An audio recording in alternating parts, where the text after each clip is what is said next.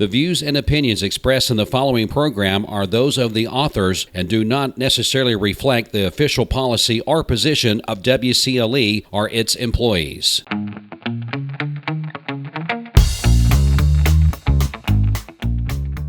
All right, welcome to the final installment of the Andrew Morgan Show.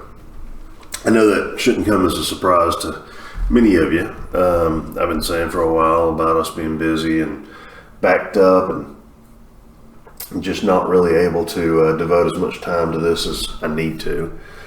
So we are pulling the plug. I met with Steve and Bridget yesterday, and we're going to get a few ideas in the works. Some things we're going to do a little different, and so you'll still hear from us on Mix 104 and Talk 101, but not in this capacity. Now, I do have some interviews lined up later in the summer, in this fall.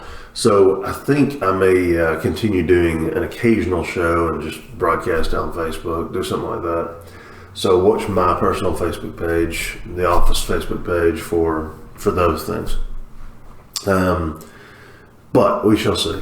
I'm also thinking about doing an event over at, I don't know, the Greenway or somewhere like that, a public park type situation in the early fall, September, October, something like that.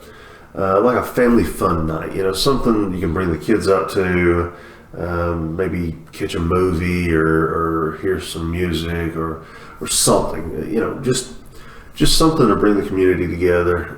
Everybody was locked up so much last year. So I don't know. I just want to do something. So watch my Facebook page. I'm sure I'll come on and announce it on 101 or 104. But pay attention for that. We'll look at doing something in the fall. I don't know. I just feel like I need to do something to say thanks. So watch for something, September, October range. Obviously, all y'all will be invited. Anybody and everybody. We love to give back to our community, so always looking for some good reason to do something. So what better reason than just because? So sorry, I'm trying to get over this. It's funny. I never really get sick, and every time I do, it's always when I have something fun to do. Today we actually have closed the office for the day. We are planning on doing a habitat build. I know this is airing at noon. It's 6 something right now.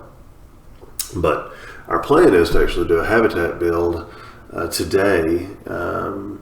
Pretty much spend the day over working on a house. Actually, for the anticipated homeowner is actually a daughter of a friend of mine, an old client, great guy.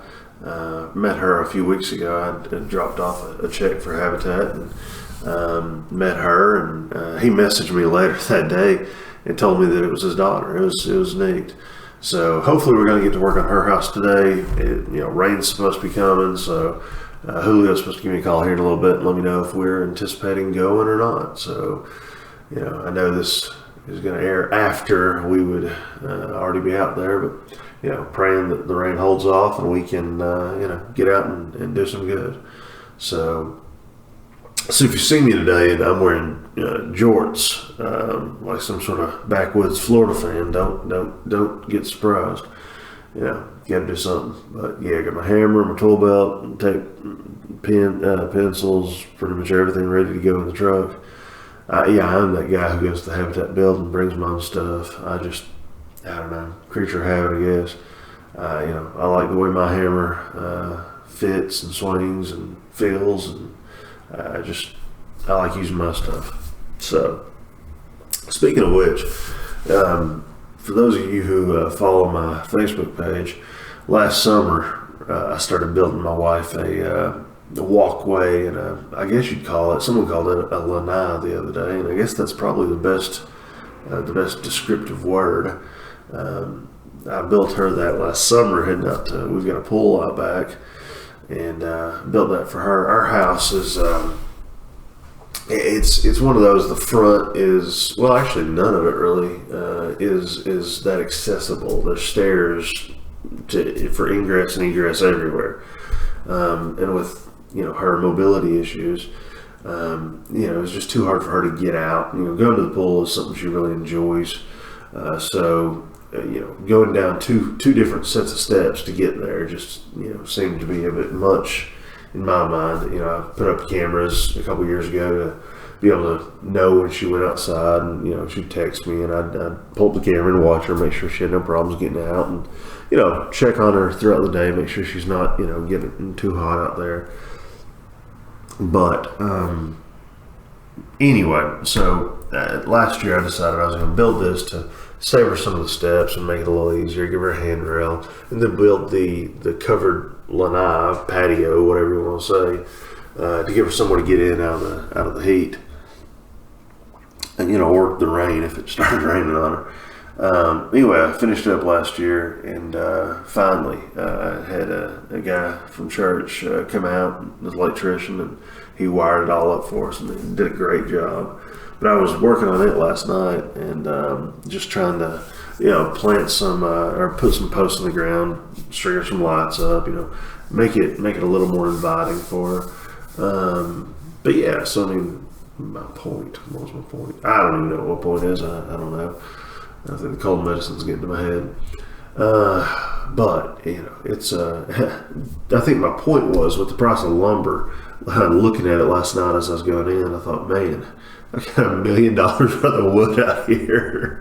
The funny thing is, we actually this recording studio that I'm in, which is part of my office, it's our conference room actually. We closed it in back in. I don't even know when we did this. I think it was back in February or so. I don't know. It was this year, I believe. But yeah, I think so. The funny thing is, we actually had taken out the ramp that we used for people to access it, to access the office, and took it out, and we're just using the office or this room as our handicap accessible meeting space. And we had this filler piece, basically, this bunch of 2x4s put together. It looked kind of decorative, I guess, and we had used it to fill in a gap over here to the side. And we had just removed it when we did it, and I hadn't thrown it away or anything because perfectly fine 2x4s. We had planned on maybe doing something, using them in some way. Came to work the other day, and somebody had actually taken it apart and taken the 2x4s. These suckers are like 18 inches long. They're not that big, but yeah, someone actually had pulled them out and taken off with them. So, hey, I guess, used to people would steal copper. Now they're still 2x4. So, whatever, 2x4 pieces, let me say. So, I don't know. We'll figure out something good to talk about. I guess one of the things coming up soon is the Olympics. I don't know if this is a controversial take or not, but I saw where the U.S. Olympic sprinter, the lady, I don't know her name. That's how much I pay attention to it and care. Anyway, she seemed to be pretty colorful, but she apparently, if I understand the story right, found out from a reporter that her mom passed away. And I don't know if she was at the Olympic trials or where she was, but apparently she smoked some weed and then failed a drug test for weed and got a 30-day ban from participating, which I think kicked her out of the Olympics, I believe. And I know that the Olympic team left her off the roster. But apparently she was, I don't know, maybe the fastest woman in the world right now, or she was freaky fast is all I know.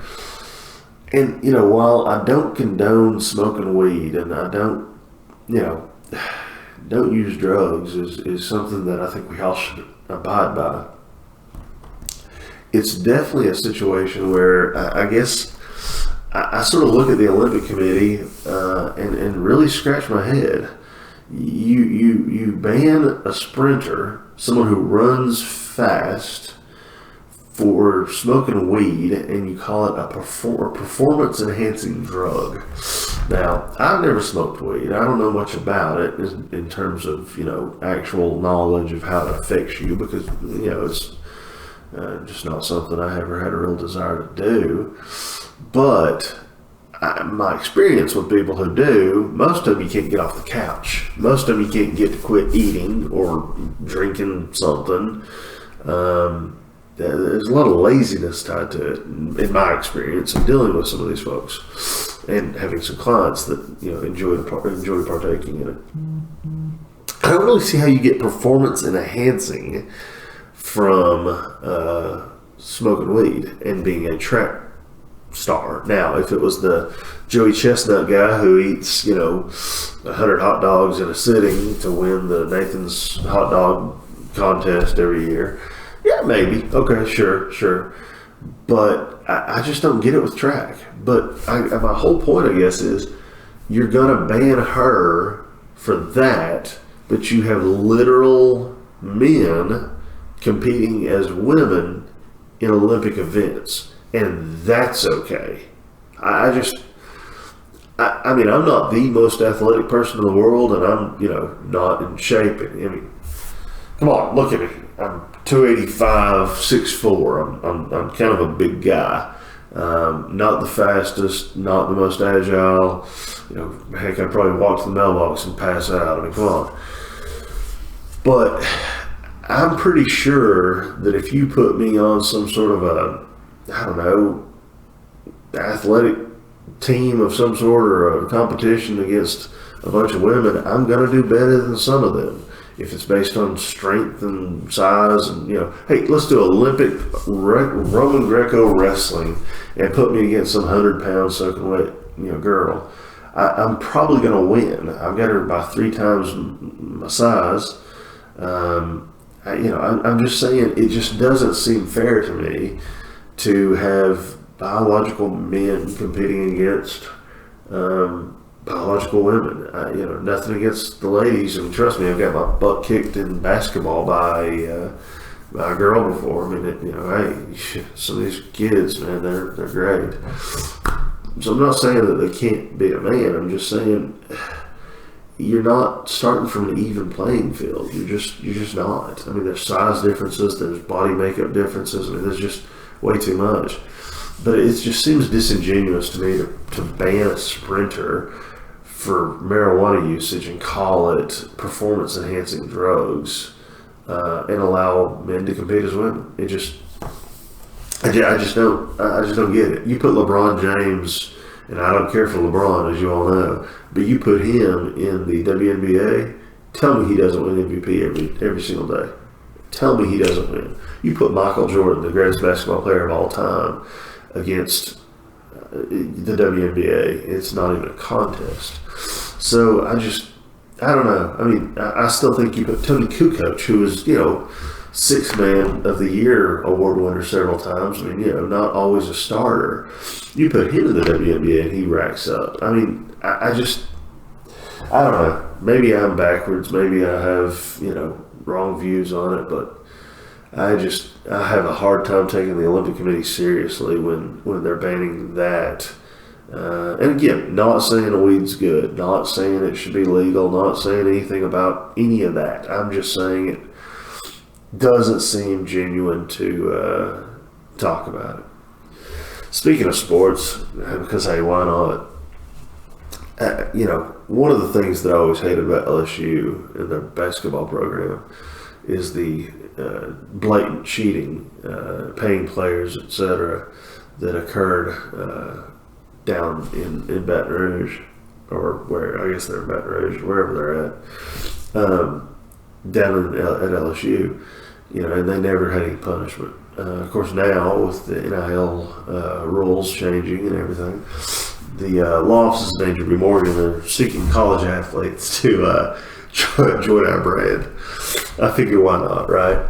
I mean, why couldn't we try to get John Fulkerson, to be part of the law office of Andrew B. Morgan family?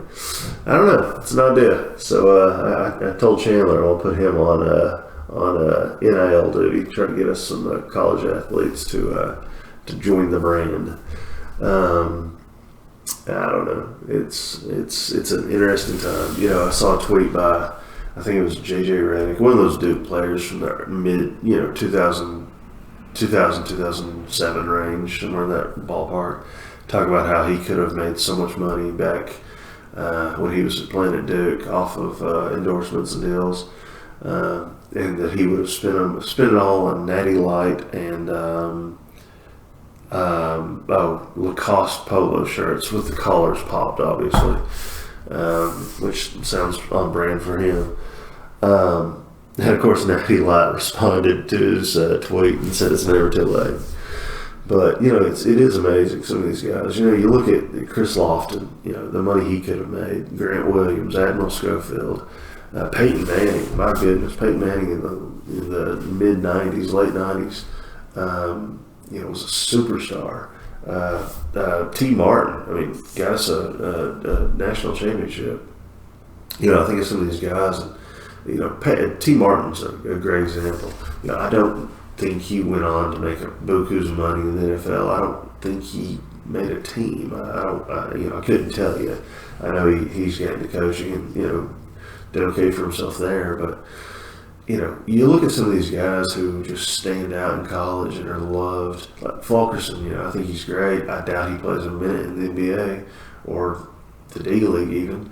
Why shouldn't he be allowed to make a little bit of money off of endorsing a product? I get that they're, student athletes and playing and getting a free ride is worse. It is. But at the same point, where does it harm anybody for John Fulkerson, for example, to, make $5,000, let's say, I'm just picking a number out there, for doing a radio commercial saying Loftus and Andrew B. Morgan is my hometown legal team or some crap like that. I don't know. I just don't see how it harms. When I was a student there, Casey Clausen, I think, was the quarterback for the team. What does it harm me as a student for Casey Clausen to go spend, an hour on a Saturday at a car dealership saying, come down, meet me, and buy a Honda or something? I don't know. I don't see how it is that big of a deal. I don't.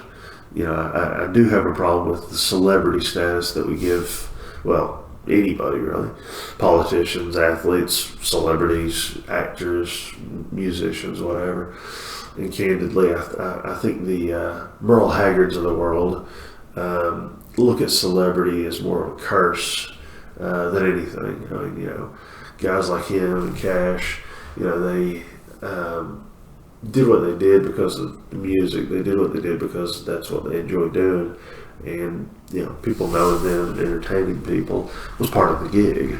I don't know. It's easy to blame Monday morning quarterback, but I just feel like if I was one of the reasons that 100,000 people came out to watch a football game, if I make a few dollars on the side endorsing something, why not? I don't know. I've never really seen a huge issue with it, as long as it's legal. Now, I have a huge problem with, hey, here's $80,000, come play at our school. That's just, I don't like that. That never has sat right. But, Jeremy Pruitt, Butch Jones, Derek Dooley, even Phil Fulmer, the money they made off of endorsement deals and, cutting a radio promo or whatever. I just don't see why, kids who are actual athletes at the school who, Josh Dobbs, my goodness, the things he could have done. I don't know. It's not something that's ever bothered me. But anyway. All right, I'm rambling on. We're going to take a quick break, and we'll be back with you in just a minute. All right? Stay tuned. 101.3 The Buzz, The Andrew Morgan Show, The Last Ride.